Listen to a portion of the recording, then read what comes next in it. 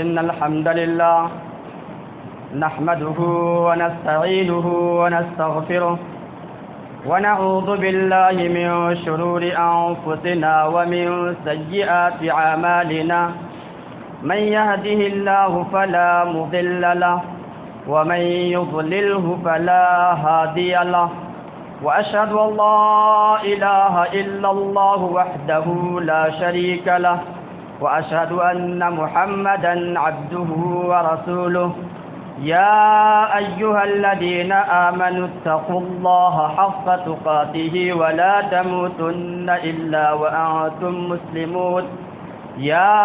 أيها الناس اتقوا ربكم الذي خلقكم من نفس واحدة وخلق منها زوجها وبث منهما رجالا كثيرا ونساء واتقوا الله الذي تساءلون به والأرحام إن الله كان عليكم رقيبا يا أيها الذين آمنوا اتقوا الله وقولوا قولا سديدا يصلح لكم أعمالكم ويغفر لكم ذنوبكم ومن يطع الله ورسوله فقد فاز فوزا عظيما أما بعد فإن خير الحديث كتاب الله وخير الهدي هدي محمد صلى الله عليه وسلم وشر الأمور محدثاتها وكل محدثة بدعة وكل بدعة ضلالة وكل ضلالة في النار. قال الله سبحانه وتعالى في كلامه المجيد قاف والقرآن المجيد بل عجبوا أن جاءهم منذرهم منهم فقال الكافرون هذا شيء عجيب أإذا متنا وكنا ترابا ذلك رجع بعيد قد علمنا ما تنقص الأرض منهم وعندنا كتاب حفيظ. وقال الله تبارك وتعالى في مقام آخر ولكن الله حبب إليكم الإيمان وزينه في قلوبكم وكره إليكم الكفر والفسوق والعصيان أولئك هم الراشدون. وقال النبي صلى الله عليه وسلم لا تمس النار مسلما رآني رواه الترمذي. وقال الباني رحمه الله هذا حديث صحيح. محترم سامعین اعظام و حاضرین جمعہ، اللہ رب العالمین کا بے پایا شکر و احسان ہے کہ جس کی توفیق و اعانت سے ہم اور آپ اس مقدس گھر میں مقدس دن میں حاضر اور اکٹھا ہوئے ہیں. لاکھوں کروڑوں درود و سلام ہو ان تمام نبیوں پر، بالخصوص ہمارے آخری نبی جناب محمد عربی صلی اللہ علیہ وسلم پر، جنہوں نے اللہ رب العالمین کا پیغام کما حقہ امت تک پہنچا دیا. میرے بھائیوں، آج کے خطبہ جمعہ کا جو ٹاپک تھا وہ یہ تھا کہ وہ اعمال جسے انسان معمولی اور حقیر سمجھتے ہیں، لیکن کل میرے واٹس ایپ پہ ایک تحریر آئی ہوئی تھی جس میں صحابہ کرام کے تخیلات اور صحابہ کرام کی سوچ پر انگلی اٹھائی گئی تھی. تو میرے ذہن وہیں سے بھٹک گیا اور میں نے بہتر سمجھا کہ تخیلات صحابہ کے بارے میں آپ کے سامنے کچھ باتیں عرض کر دوں تاکہ ہمیں اس چیز کا ادراک اور ہمیں اس چیز کی جانکاری ہو جائے کہ صحابہ کرام کے تخیلات اور صحابہ کرام کی سوچ کیا تھی. میرے بھائیوں، وہ لوگ کتنے خوش نصیب اور سعادت مند تھے جنہیں حالت ایمان میں سید الرسل خاتم النبیین امام الانبیاء جناب محمد الرسول اللہ صلی اللہ علیہ وسلم کی زیارت و رفاقت کا شرف حاصل ہوا، اور ایمان کی حالت میں اللہ کے رسول صلی اللہ علیہ وسلم کا دیدار ہی ان کی نجات و کامرانی کے لیے کافی تھا. کیونکہ سنن ترمذی کی ایک روایت میں بسند صحیح ثابت ہے کہ اللہ کے رسول صلی اللہ علیہ وسلم نے ارشاد فرمایا لا تمس النار مسلمن رآنی، جس مسلمان نے مجھے دیکھنے کا اعزاز حاصل کر لیا اسے جہنم کی آگ نہیں چھوئے گی۔ وہ لوگ اس قدر مبارک اور پاکیزہ تھے کہ صحیح بخاری کی ایک روایت میں حضرت ابو موسیٰ اشعری رضی اللہ تعالیٰ عنہ سے مروی ہے، وہ بیان کرتے ہیں کہ اللہ کے رسول صلی اللہ علیہ وسلم نے ایک دن اپنے نگاہ مبارک کو آسمان کی طرف اٹھایا، اور آپ اپنے نگاہ مبارک کو زیادہ تر آسمان کی طرف اٹھایا کرتے تھے۔ آپ نے چمکتے ہوئے تاروں کو دیکھا تو فرمایا النجوم امنۃ للسماء فاذا ذهبت النجوم اتت السماء ما يوعد، کہ ستارے آسمان کے لیے علامت امن اور نشان امن ہے، جب ستارے نہ رہیں گے تو آسمان پہ وہ آفتیں، آسمان پہ وہ مصیبتیں اور وہ پریشانیاں آ جائے گی جس کا اس کو وعدہ دیا گیا ہے۔ وَأَنَا أَمَنَةٌ لِأَصْحَابِي فَإِذَا ذَهَبْتُ أَتَى أَصْحَابِي مَا يُوعَدُونَ، اور میں اپنے صحابہ کرام کے لیے علامت امن اور نشان امن ہوں، جب میں چلا جاؤں گا تو میرے صحابہ کرام پہ وہ تکلیفیں، وہ مصیبتیں، وہ پریشانیاں اور وہ آزمائش آئیں گی جس کا صحابہ کرام کو وعدہ دیا گیا ہے۔ وَأَصْحَابِي أَمَنَةٌ لِأُمَّتِي فَإِذَا ذَهَبَ أَصْحَابِي أَتَى أُمَّتِي مَا تُوعَدُ، اور میرے صحابہ کرام رضی اللہ عنہم میری اس امت کے لیے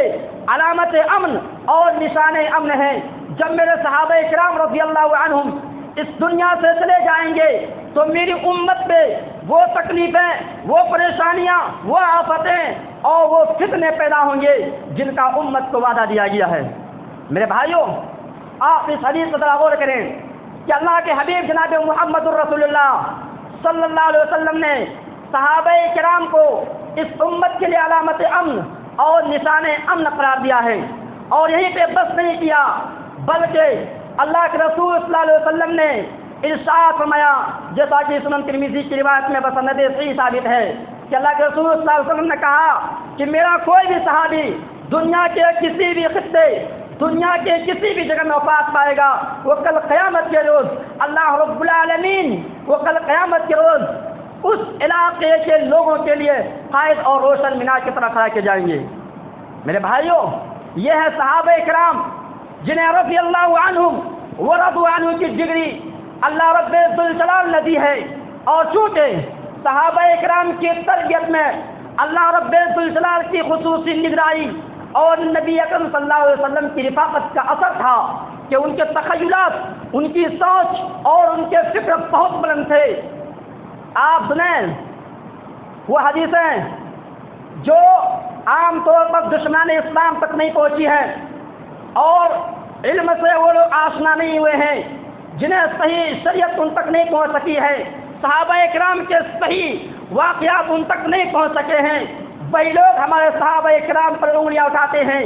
جن لوگوں کو ہمارے صحابہ کرام کے بارے میں علم نہیں ہوتا ہے وہی لوگ ہمارے صحابہ کرام پر انگلیاں اٹھاتے ہیں۔ اور آپ سنیں کہ صحابہ کرام پہ انگلیاں اٹھانا، صحابہ کرام کے تخیلات، صحابہ کرام کے عدل و انصاف، صحابہ کرام کی فکر پر انگلیاں اٹھانا گویا کہ ہمارے اسلام پر انگلیاں اٹھانا ہے۔ کیوں؟ کیونکہ صحابہ کرام یہ وہ ہستی ہیں جن کے ذریعے اللہ کے رسول صلی اللہ علیہ وسلم کی حدیث ہم تک پہنچی ہے۔ صحابہ کرام وہ مقدس ہستیاں ہیں جن کی بدولت سے دین اسلام کا محقق ہم تک پہنچا ہے۔ لیکن جب صحابہ کرام ہی کو ظالم، صحابہ کرام ہی کے سوچ کو غلط سوچ بتلا کر صحابہ کرام ہی کے عدل کو طاقت ناانصافی میں تبدیل کر دیں گے تو ذرا آپ بتائیں کہ ہمارے اسلام کہاں باقی رہ جائے گا۔ اس لیے دشمنان اسلام کی ایک بہت زبردست چال یہ ہے کہ اگر اسلام کو مسمار کرنا چاہتے ہو، اسلام کو مٹانا چاہتے ہو تو صحابہ کرام کو بدنام کرنے کی کوشش کرو، صحابہ کرام کے خلاف آوازیں بلند کرو تو اسلام آٹومیٹک مٹ جائیں گے۔ آپ کو میں واقعہ بتاتا ہوں کہ صحابہ کرام کے تخیلات کیسے تھے، صحابہ کرام کی سوچ کیسی تھی، ان لوگوں کے فکر کیسے تھے۔ صحیح بخاری کی روایت میں ہے اللہ کے رسول صلی اللہ علیہ وسلم ایک دن اپنے صحابہ کرام کے درمیان بیٹھے ہوئے تھے۔ آپ صلی اللہ علیہ وسلم نے جنت کے دروازوں کے بارے میں بیان فرما رہے تھے کہ ان للجنت ثمانیۃ ابواب، کہ جنت کے 8 دروازے ہیں۔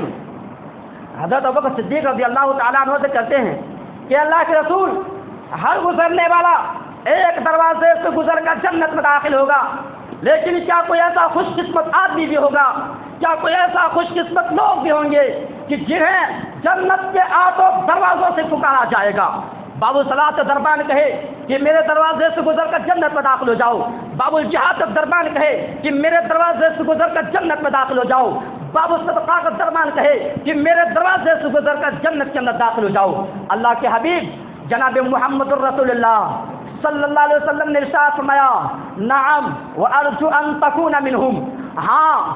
کچھ ایسے خوش قسمت لوگ بھی ہوں گے کہ جنہیں آج جنت کے آٹھوں دروازوں سے پکارا جائے گا، جنت کے آٹھوں دروازوں سے آواز آئے گی۔ باب الصلاۃ دربان کہے گا کہ بندے میرے دروازے سے گزر کر جنت میں داخل ہو جاؤ، باب الجہاد دربان کہے گا کہ میرے دروازے سے گزر کر جنت میں داخل ہو جاؤ، اور مجھے یقین ہے کہ ابوبکر آپ انہی میں سے ہیں۔ میرے بھائیوں، یہ ابوبکر صدیق رضی اللہ تعالیٰ عنہ کی سوچ ہے، یہ ابوبکر صدیق رضی اللہ تعالیٰ عنہ کے تخیلات ہیں کہ وہ جنت کے آٹھوں دروازوں میں داخل ہونے کے بارے میں اس خوش قسمت لوگ کے بارے میں پوچھ رہے ہیں کہ ایسا خوش قسمت لوگ بھی ہوں گے کہ جنہیں جنت کے آٹھوں دروازوں سے پکارے جائیں گے۔ ان کا دنیا کے بارے میں سوچ نہیں ہے، دنیا کے مال و منال کے بارے میں ان کا خیال نہیں تھے، بلکہ وہ اس بات کے فکر مند تھے کہ جنت میں کون ایسا خوش قسمت آدمی ہوں گے کہ جنہیں جنت کے آٹھوں دروازوں سے پکارا جائے گا۔ اسی طرح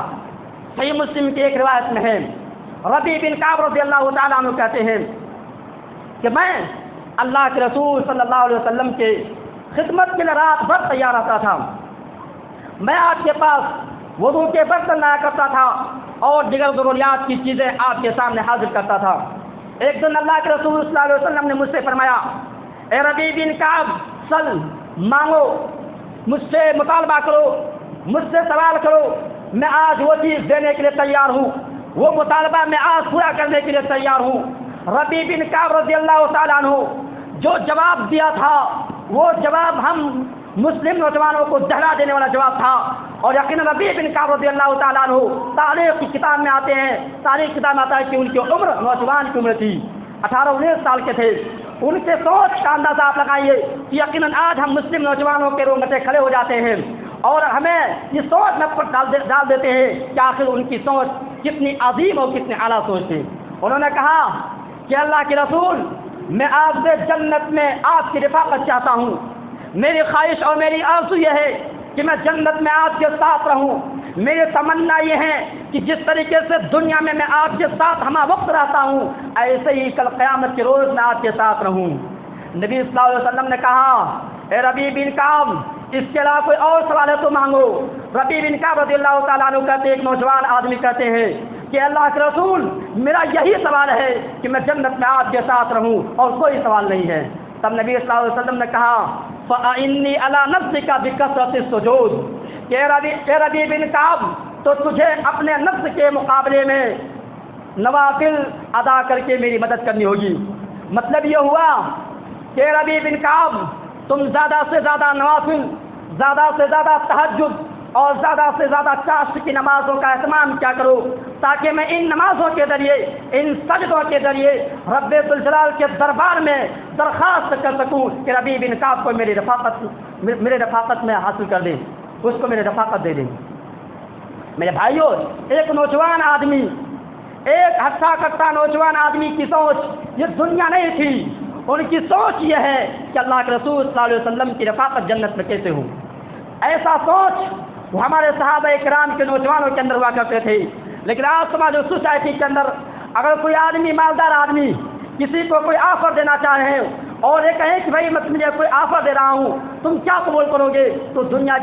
کے تمام ایسے آرام کی چیزیں بیان کریں گے، کبھی بھی آخرت کے بارے میں اس کی فکر ہی نہیں ہوتی ہے۔ اسی طرح آپ ایک اور واقعہ سنیں، صحیح بخاری اور صحیح مسلم کی روایت میں ہے،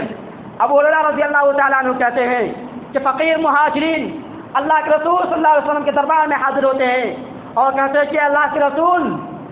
مالدار لوگ ہم سے آگے بڑھ گئے ہیں، جنت کی نعمتیں انہوں نے حاصل کر لیے ہیں۔ اللہ کے رسول نے کہا، وہ کیسے، وہ کس طرح انہوں نے جنت کی نعمتیں حاصل کر لی ہے؟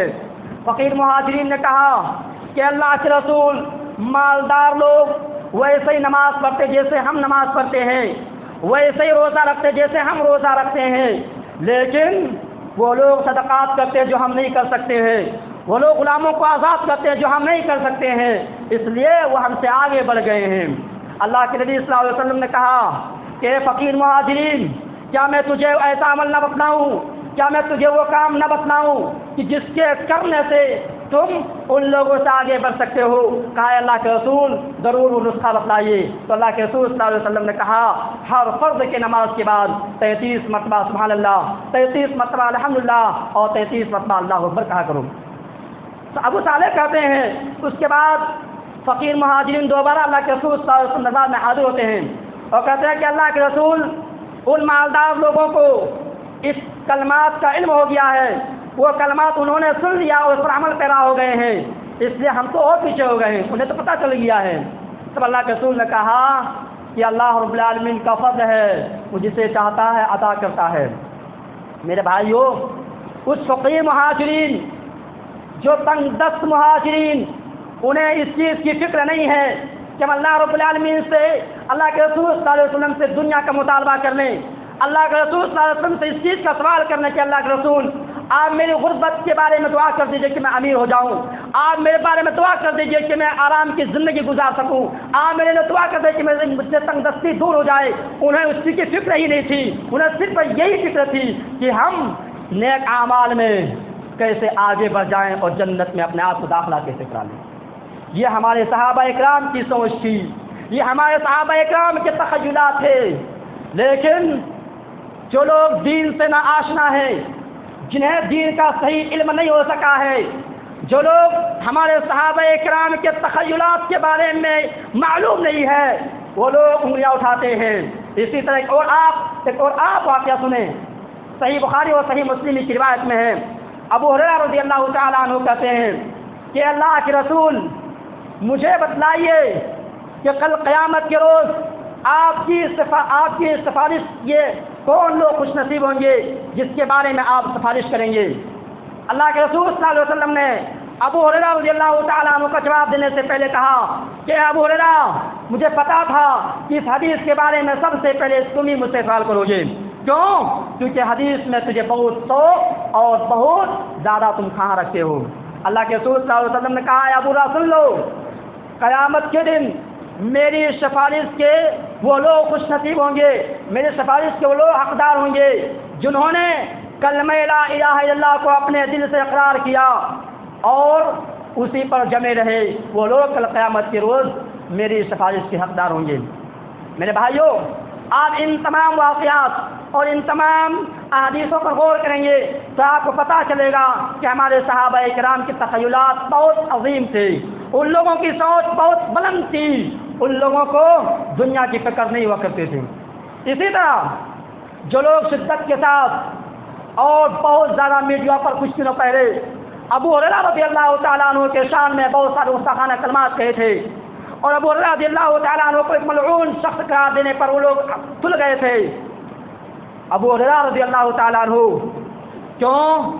اس لیے کہ حدیث سب سے زیادہ مروی تو ابو ہریرہ رضی اللہ تعالیٰ عنہ سے ہیں۔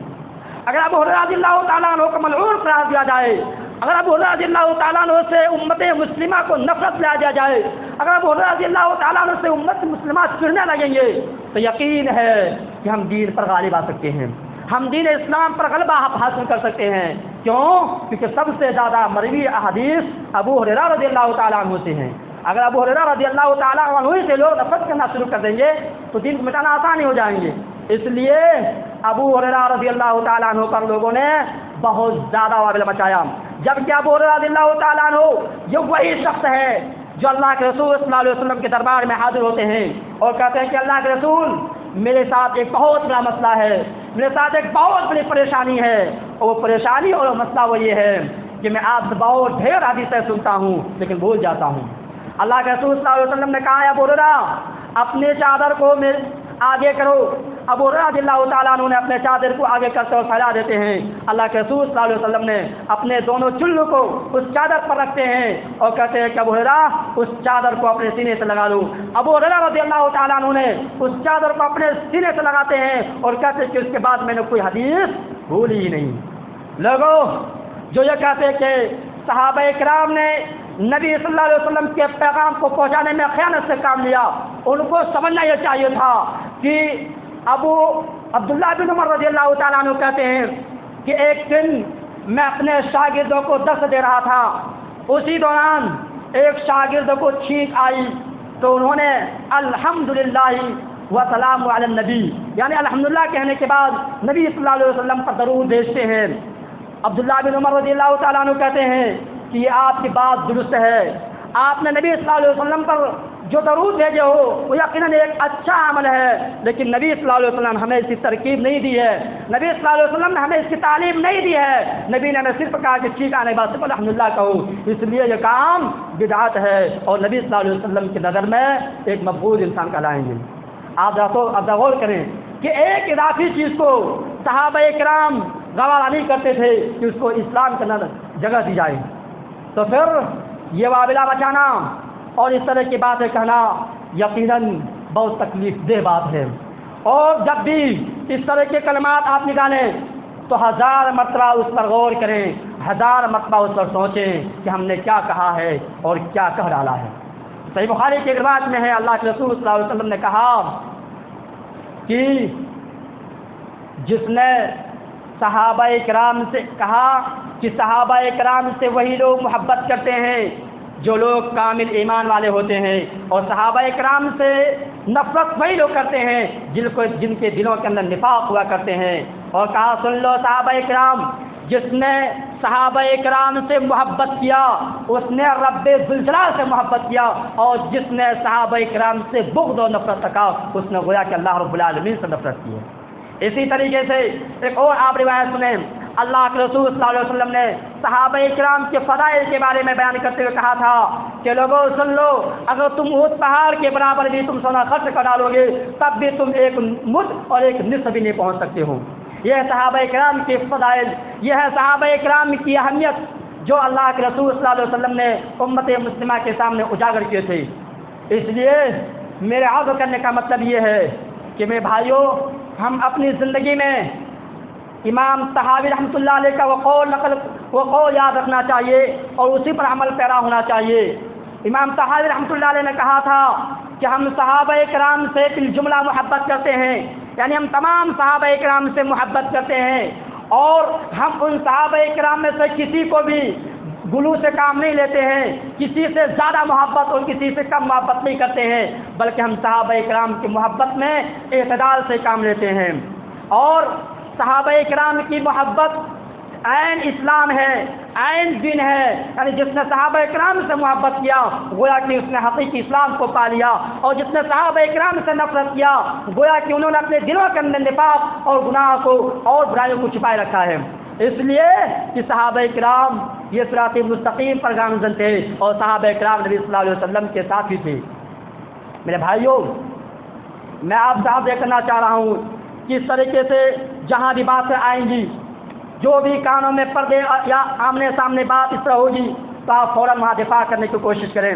کیوں؟ کیونکہ اگر آپ دفاع نہیں کریں گے تو یقیناً اس دشمنان اسلام کو حوصلہ ملے گا اور صحابہ کرام کے بارے میں غلو سے کام لینے کی کوشش کرے گا۔ اس لیے بالجملہ میں یہ کہنا چاہ رہا ہوں کہ صحابہ کرام تمام کے تمام عدل والے تھے، الصحابۃ کل معدول، تمام کے تمام صحابہ کرام عدل پرست انسان تھے، تمام کے تمام صحابہ کرام مساوی ہیں، فضائل میں سب برابر ہیں۔ ہم ان کو ایسے ہی اہمیت دیں گے، ہم اس کو ایسے ہی مقام پر پہنچائیں گے جس مقام پر اللہ اس کے رسول صلی اللہ علیہ وسلم نے پہنچانے کی ہمیں تعلیم دی ہے۔ ہم صحابہ کرام کو کسی ایک صحابہ کرام کو پستی میں، کسی ایک صحابہ کرام کو آسمان کی چوٹی میں نہیں پہنچا سکتے ہیں۔ ہم تمام صحابہ کرام کو ایک نظر سے دیکھیں گے، ہم تمام صحابہ کرام کو ایک نگاہ سے دیکھیں گے، ہم تمام صحابہ کرام کو وہی مقام مرتبہ دیں گے جو مقام مرتبہ اللہ اور اس کے رسول صلی اللہ علیہ وسلم نے ہمیں دینے کا حکم دیا ہے۔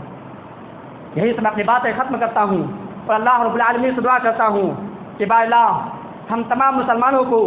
صحابہ کرام کے فضائل کو سمجھنے اور اس پر عمل کرنے کی توفیق عطا فرمائے۔ با اللہ ہم تمام مسلمانوں کو صحابہ کرام کی جیسی سوچ پیدا کرنے کی توفیق عطا فرمائے۔ با اللہ ہمارے دشمنان اسلام جو صحابہ کرام کے بارے میں لب کشائی کرتے ہیں، یا اللہ تو نے ایسا عبرتناک انجام دے کہ وہ رہتی دنیا تک اسے عبرت حاصل کرے۔ بالا ہم میں سے جو مسلمان بھائی صحابہ اکرام کے اہمیت و فضائل سے واقف نہیں ہے، اسے صحابہ اکرام کی فضائل اور ان کے اہمیت و مقام و اہمیت سمجھنے کی توفیق عطا فرمائے۔ بالا ہم تمام مسلمانوں کو صحیح دین سمجھنے اور اس پر عمل کرنے کی توفیق عطا فرمائے۔ اقول لکم ما تسمعون فاستغفر اللہ لی ولکم۔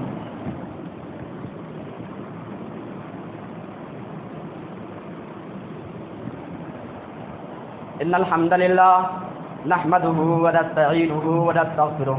ونعوذ بالله من شرور انفسنا ومن سيئات اعمالنا